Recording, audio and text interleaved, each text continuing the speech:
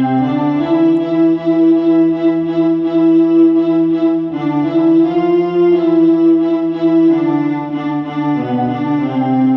एक मज़ाहिया शायर भी आपके हुजूर है। मैं बासित ख़ान को यहाँ बतौर मज़ाहिया शायर पेश करता हूँ और आपसे गुजारिश करता हूँ कि आप इस शायर को सुने।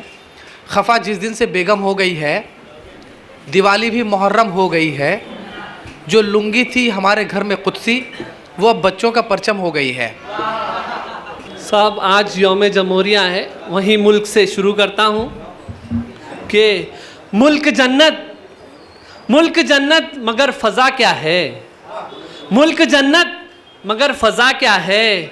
हर तरफ शोर सा बपा क्या है, हर तरफ शोर सा बपा क्या है। नफ़रतें हैं मोहब्बतों की जगह। साहब देखते हैं, एक जगह तो मेरा जाना हुआ, एक न्यूज़ में जो डिबेट होती है वहाँ बैठा हुआ था, तो देखा जैसे बीच में ब्रेक आता है ना, दोनों ब्रेक से पहले एक दूसरे के खिलाफ थे और जैसे ही ब्रेक हुआ तो बोले आपने क्या मुद्दा उठाया, और दोनों गले मिलने लगे। वहाँ से देखिए कि नफ़रतें हैं मोहब्बतों की जगह। ओए शर्फू ये माजरा क्या है, ओए शर्फू ये माजरा क्या है। बक रहा है जुनू में क्या क्या कुछ। अब आप देखेंगे, देखो आप पहले न्यूज़ चैनल होते थे, वो खबर पहुंचाने के लिए होते थे। अब तो उनके दूसरे काम भी हो गए बहुत सारे, जो नफ़रत फैलाने के भी काम करते हैं। टीआरपी के लिए ये इतने गिर गए ना कि खतना के प्रोग्राम भी ये लाइव बताने लगेंगे थोड़े दिन में। तो देखिए कि नफ़रतें हैं मोहब्बतों की जगह। ओए शर्फू ये माजरा क्या है, बक रहा है जुनू में क्या क्या कुछ, बक रहा है जुनू में क्या क्या कुछ। टीवी एंकर बता हुआ क्या है, टीवी एंकर बता हुआ क्या है। अभी साहब ज़िंदगी की बहुत सारी ज़रूरतें, जो बुनियादी ज़रूरत थी, रोटी कपड़ा मकान, अब ऐसा हो गया कि और एक ज़रूरत बढ़ गई है कि रोटी कपड़ा मकान और मोबाइल। आशिकों के लिए हमारे ज़माने में खतूत होते थे, हमारा ज़माना पीछे नहीं गया, लेकिन ये इंस्टा जो अभी आया है उसने बहुत आशिकों को आसानियाँ कर दी है। इंस्टा सर अभी अभी आया दरअसल। और ख़त कबूतर किस तरह ले जाए बामे यार पर। पहले खतूत ले जाने का काम कासिद किया करते थे और कभी कभी वही रकीब बन जाते थे। इन खदशात को भी मोबाइल ने ख़त्म कर दिया है। अब वो गालिब की इस ख्याल की तरदीद में लगे हुए हैं कि जो लगाए ना लगे और बुझाए ना बने वाला इश्क मोबाइल ने आसान कर दिया है। अब वो ये दावा करते हैं कि हम लगा भी सकते हैं और बुझा भी सकते हैं। दोहा देखिए कि जब तक घंटी ना बजे रोते रहिए रोना, जब तक घंटी ना बजे रोते रहिए रोना, ज़कियन मोबाइल राखियो बिन मोबाइल सब सुना। तो मोबाइल का मैं सोचता हूँ सब ये जो थे हमारे, जो बहुत सारे इश्क की दास्तानें हैं, अगर ये मोबाइल का तुलू पहले हो जाता तो मजनू लैला को ख़त लिख लिख करना मरता, सोनी को महिवाल से मोबाइल पे बात करके तसल्ली हो जाती और वो कच्चा मटका लेकर ना डूबती। सोनी को महिवाल से जो देवदास है तड़प तड़प के पारों के घर के सामने दम ना तोड़ता बोल के फ़ौरन इंस्टा स्टोरी पे टैग करता और उसे बुला लेता। एक दोहा और पेशे नज़र है कि जब तक ये घंटी भी नहीं बजती ये मैसेज भी कहाँ आते, ये घंटी भी नहीं बजती ये मैसेज भी कहाँ आते, मोबाइल करना होता दीवाने कहाँ जाते।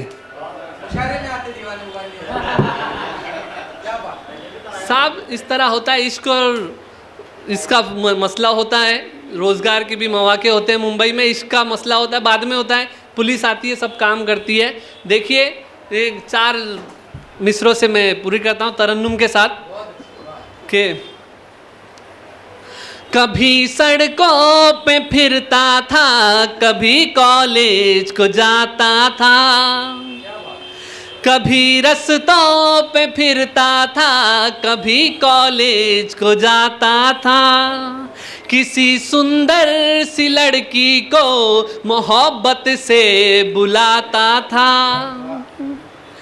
कभी रस्तों पे फिरता था, कभी कॉलेज को जाता था, किसी सुंदर सी लड़की को मोहब्बत से बुलाता था, किसी दम भेंट उसकी माँ से होती थी तो रास्ते में, किसी दम भेंट उसकी माँ से होती थी तो रास्ते में, कभी चप्पल से खाता था, कभी सैंडल से खाता था।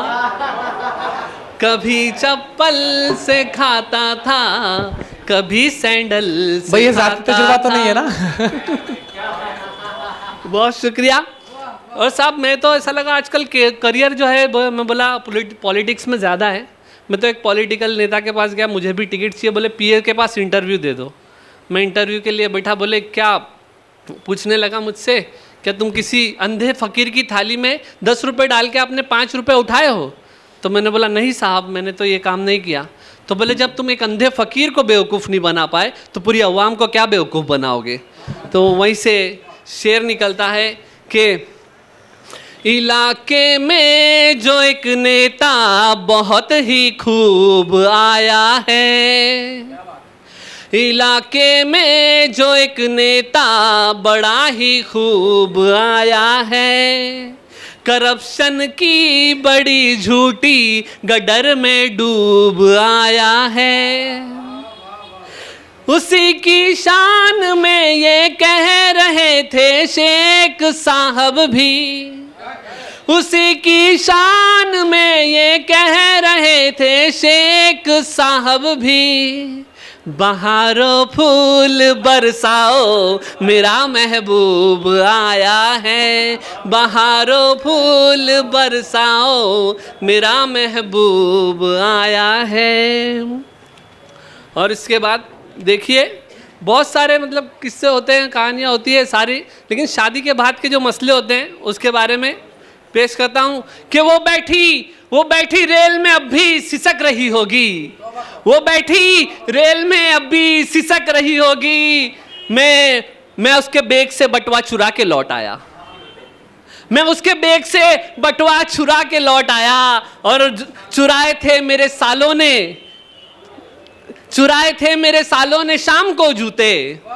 साहब देखिए जहाद का बारे में बात होती है तो जहाद 3 ताकत से करो, या फिर रोक दो, या फिर दिल में बुरा समझो। आज हम मुसलमानों की हालत है कि हम तीसरी वाली जो कैटेगरी है उसमें है, सिर्फ दिल से बुरा समझ रहे हैं। लेकिन देखिए मैंने ससुराल के खिलाफ किस तरह जिहाद किया है। देखिए कि वो बैठी रेल में अब भी सिसक रही होगी, मैं उसके बैग से बटुआ चुरा के लौट आया, चुराए थे मेरे सालों ने शाम को जूते, मैं सुबह सास का चश्मा चुरा के लौट आया।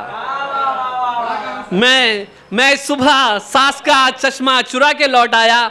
और आखिर में ये 4 मिसरे कहकर मैं जगा लेता हूं कि ज़की तू अपने हाल को कुछ तो बहाल कर, शादी तो हो ही जाएगी यूं ना बवाल कर, बाबा ये कह रहे थे मुझे रात बैठकर, कच्चा तेरा मकान है कुछ तो ख्याल कर।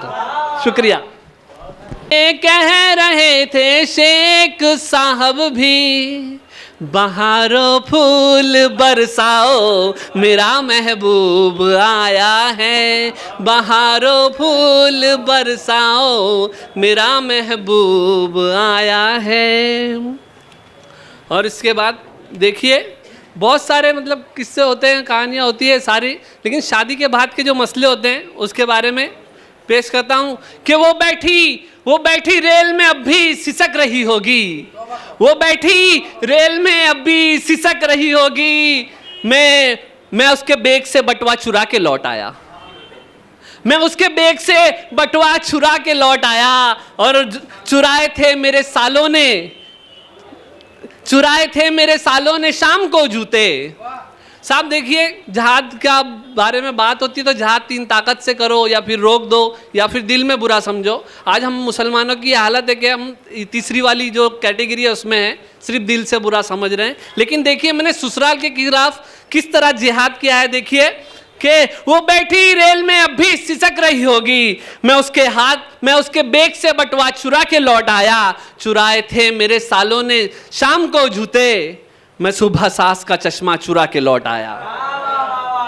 मैं सुबह सास का चश्मा चुरा के लौट आया।